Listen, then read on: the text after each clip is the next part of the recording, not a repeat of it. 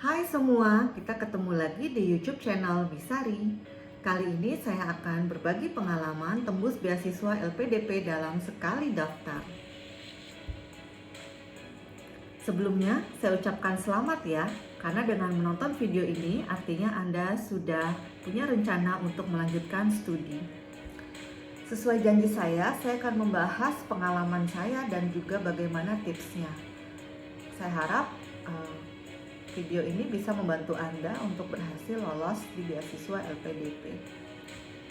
Selain niat, hal pertama yang harus Anda siapkan adalah berkas-berkas administrasi. Tapi sebelum menyiapkan berkas, ada baiknya cek panduan dulu ya, seperti yang saya lakukan ketika saya mau mendaftar di tahun 2019. Saya melihat-lihat website LPDP, panduan 2018 dan panduan tahun-tahun sebelumnya. Untuk pendaftaran beasiswa LPDP 2021, saya anjurkan teman-teman baca panduan beasiswa LPDP 2019. Kenapa? Karena seperti saya jelaskan di video sebelumnya bahwa LPDP 2021 akan membuka seluruh program beasiswa seperti yang di tahun 2019. Saya rasa selain melihat panduan di website, kita juga harus rajin hadir di pameran pendidikan gitu ya. Kalau sekarang ini normal ya mungkin pameran pendidikan yang ada ya secara daring seperti yang saya ceritakan di video sebelumnya, ada online expo. Nah, saya pribadi saya sudah sering hadir ke pameran pendidikan yang diadakan oleh LPDP dan juga lembaga pemberi beasiswa lain. Dari situ saya seperti bisa menyimpulkan bahwa ternyata ada berkas-berkas minimal yang harus kita siapkan. Tentunya setiap lembaga ya beda-beda syaratnya ya.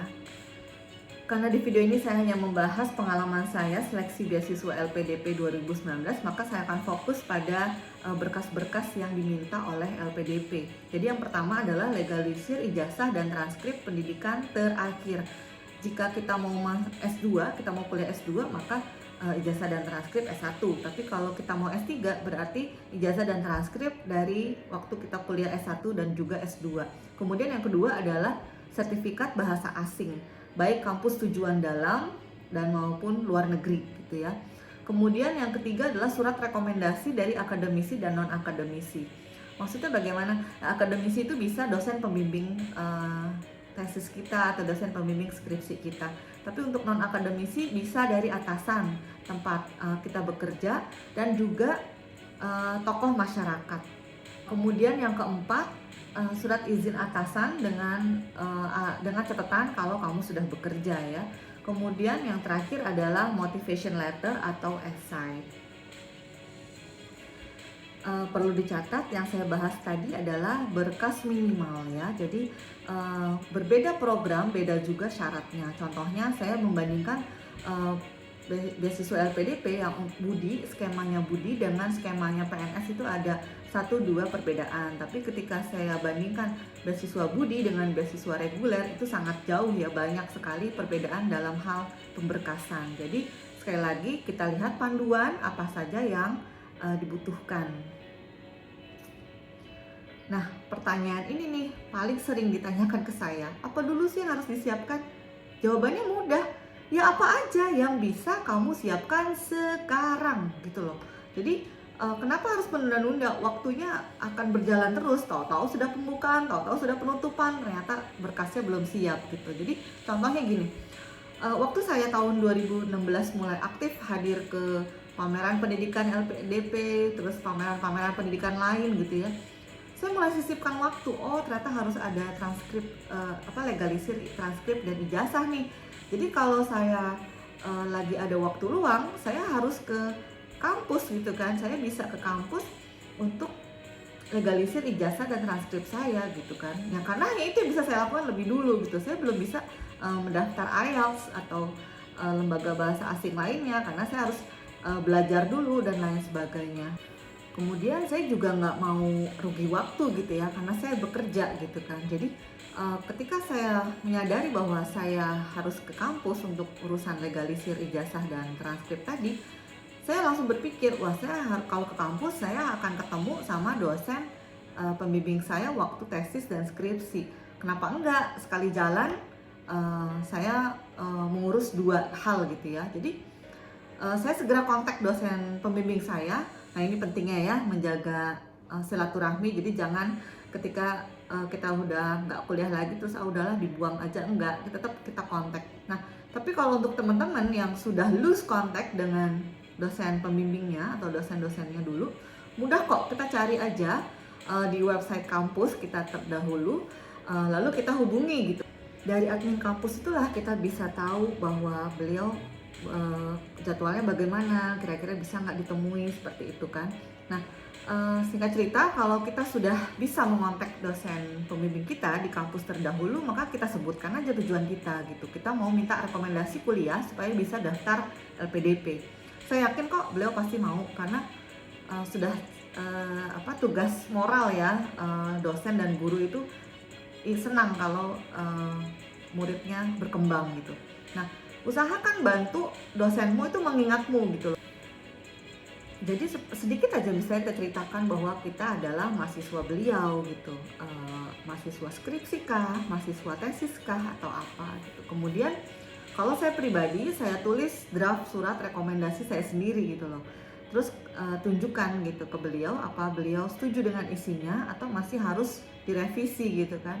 Nah saya akan bacakan surat rekomendasi saya ya, kira-kira isinya seperti ini. Saya mengenal Sari pada tahun sekian saat saya menjadi dosen pembimbing tesisnya. Saya juga mengenalnya sejak saya mengajar di mata kuliah ABCD.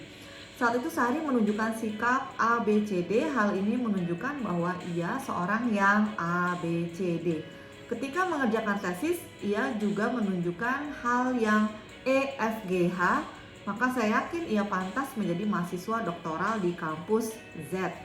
Saya percaya orang-orang di sekitar Sari akan mendapatkan pengalaman berharga selama mengenal dan bekerja sama dengannya. Nah, intinya kita tulis fakta dan sisi positif kita gitu loh saat dikenal oleh si pemberi rekomendasi. Saat mendaftar beasiswa LPDP, saya mencantumkan 3 surat rekomendasi ya, dari dosen pembimbing saya, kemudian dari pakar gitu ya, yang sesuai bidangnya dengan research proposal yang saya punya. Kemudian yang terakhir adalah atasan saya. Jadi draft bisa dibuat sendiri atau juga pemberi rekomendasi itu yang membuatnya sendiri. Jadi tergantung orang ya, tergantung orang. Kita nggak bisa menyamaratakan gitu. Contohnya gini, ketika saya waktu itu saya ada draft yang saya buat, kemudian saya tunjukkan kepada si pemberi rekomendasi, dan pemberi rekomendasi ini membaca, kemudian oke, setuju dan tanda tangan seperti itu. Tapi ada juga yang bersedia membuatnya sendiri. Ketika kita kontak, mohon minta buat surat rekomendasi, saya mau daftar LPDP dan lain-lain, itu beliau yang langsung membuatnya sendiri, tanda tangan, lalu kita ketemuan untuk kita ambil gitu. Jadi setiap orang berbeda cara. Sebagai orang yang memohon rekomendasi, maka kita harus ikuti caranya ya. Jadi jangan memaksa cara kita pada orang lain. Selanjutnya, surat izin atasan. Jadi sebelum saya menyiapkan segala sesuatu, tentunya saya sudah mulai minta izin dari atasan saya yang terdekat levelnya. Jadi secara lisan saya udah izin, saya mau sekolah Pak, saya mau sekolah Bu, boleh nggak? Kalau boleh saya daftar gitu ya. Kemudian ketika disetujui ya ditindaklanjuti secara resmi gitu. Saya buat surat dari atasan yang terdekat hingga atasan yang tertinggi di tempat saya bekerja. Yang terakhir saya bahas adalah motivation letter atau esai. Sehingga saya seleksi beasiswa LPDP 2019 tidak minta esai atau motivation letter. Tidak seperti di tahun 2018 dan sebelumnya yang saya pelajari pada saat itu, ada esai yang bertema kontribusiku bagi Indonesia, kemudian juga sukses terbesar dalam hidupku. Nah itu tidak ada di 2019 ya, jadi kita memang harus siap-siap dengan perubahan yang ada. Tapi di seleksi beasiswa apapun pasti kita diminta menulis rencana studi kita gitu ya. Biasanya untuk jenjang S2 itu disebut rencana studi, tapi untuk S3 itu disebutnya proposal studi. Ingat, proposal studi berbeda dengan proposal penelitian ya. Jadi menurut saya itu rasanya sama sih seperti motivation letter atau esai, tapi itu menurut saya ya. Kenapa? Karena isinya sama seperti ini. Saya akan sebutkan ya. Jadi paragraf 1 biasanya kita akan menyebutkan alasan kenapa harus jurusan itu, kenapa universitas tersebut, dan kalau kita pilihnya yang luar negeri, kenapa harus di negara itu gitu ya. Apakah di negara lain nggak ada? Nah itu kita bisa sebutkan. Kemudian paragraf kedua kita ceritakan latar belakang pendidikan kita dan mata kuliah apa yang akan mendukung atau linear dengan jurusan pilihan nanti. Ingat hal ini cocok bagi pelamar S2 dan S3 yang akan mengalami perkuliahan. Tapi untuk pelamar Master by Research dan PhD yang notabene tidak ada kelas, sebaiknya ceritakan proposal penelitian kita akan membawa dampak apa gitu loh pada diri kita sendiri, lingkungan, dan juga kalau bisa kepada Indonesia gitu ya. Kemudian paragraf ketiga itu menceritakan pengalaman kerja. Kalau kita punya kerelawanan, ceritakan juga dan kemampuan kita organisasi. Nah, kalau bisa yang relevan dengan studi kita. Tapi kalaupun enggak, itu nggak apa-apa loh, ditulis aja. Artinya panitia penyeleksi itu akan melihat, oh orang ini aktif ya, dia berkontribusi. Oh orang ini aktif ya, berorganisasi dan lain-lain. Kemudian yang terakhir, singkat aja, tulis rencana. Kalau bisa sih berupa timeline ya, ini untuk PhD biasanya atau S3. Kapan mulai studi dan kapan mulai lulus gitu. Kapan mulai lulus ya? Kapan mulai studi dan kapan lulusnya gitu. Lalu mau apa nanti setelah lulus, itu singkat aja di paragraf terakhir. Kalau saya pribadi, saya buat timeline. Jadi karena saya kuliahnya 4 tahun ya, PhD itu 4 tahun waktunya. Jadi saya sebutkan tahun pertama itu targetnya apa, tahun kedua apa, tahun ketiga apa, tahun keempat apa gitu.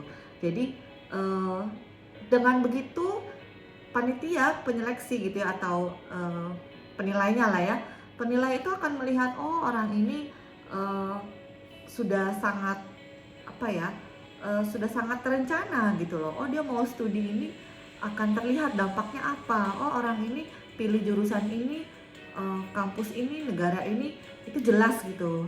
Jadi itulah hal-hal yang bisa meyakinkan para penyeleksi gitu. Jadi kenapa enggak kita usahakan yang terbaik. Ingat, kalau kamu nonton video ini dan merasa aduh capek ya gitu, banyak banget berkasnya yang harus disiapkan, ya saya cuma mau bilang deh, hadiahnya itu luar biasa gitu ya. Satu, kita bisa kuliah gratis gitu. Yang kedua, akan banyak sekali dana yang kita dapat gitu. Selain uang saku, ada uang buku, ada uang keluarga khusus untuk PhD ya, dan lain sebagainya. Jadi effortnya ya harus lebih besar gitu loh. Sekarang gini saya tanya, mungkin Anda sering ikut giveaway gitu ya, dapat pulsa 100.000 atau dapat tempat tisu gitu kan. Itu aja Anda mau effort gitu kan, Anda mau usaha sedemikian. Nah, dengan rezeki yang begini, rezeki yang kuliah gratis dan bisa menikmati banyak hal, fasilitas gitu ya, banyak fasilitas, ya kenapa enggak gitu loh, kenapa enggak dicoba gitu loh, dicoba dan dicoba dengan maksimal gitu loh. Kalau Anda nggak coba sama sekali, mungkin Anda menyesal. Tapi kalau Anda mencoba lalu tidak berhasil, ya mungkin kedepannya Anda berhasil gitu. Jadi jangan pernah berhenti mencoba, karena kalau kata teman saya gitu ya, ini lucu juga ya quote-nya dia. Jadi analogi dari sahabat saya begini, dapat beasiswa itu sama seperti dapetin parkir mobil di mall bagus di Jakarta gitu ya. Jadi ada orang yang langsung dapat parkir di basement 1 gitu ya. Tapi ada juga orang yang udah masuk ke basement 1 penuh, ke basement 2 turun penuh, ke basement 3 penuh, naik lagi ke basement 2 masih penuh juga. Akhirnya ketika dia ke basement 1 lagi, naik lagi, dia baru dapat parkir. Nah itu sih menarik ya. Jadi memang jangan sampai berhenti mencoba, terus aja gitu. Kalau memang punya keinginan kuat untuk kuliah lagi, untuk punya gambaran bahwa cita-cita kita akan bisa memberi dampak yang luas kepada masyarakat gitu, kepada diri sendiri terutama gitu ya, ya kenapa enggak dicoba aja terus gitu. Oke deh, terima kasih sudah menonton hingga selesai. Berikutnya kita ketemu lagi di video saya yang lain. tips seputar seleksi berbasis komputer ya. Kita ada ujian dan mengerjakan on the spot essay writing. Kemudian juga berikutnya saya juga akan jelaskan tentang tips untuk wawancara beasiswa gitu. Jadi jangan kemana-mana ya, tetap subscribe dan doakan semoga saya bisa lancar kuliahnya dan juga bisa terus berbagi untuk teman-teman. Dadah, saya minum dulu ya, aus tumblernya dari LPDP.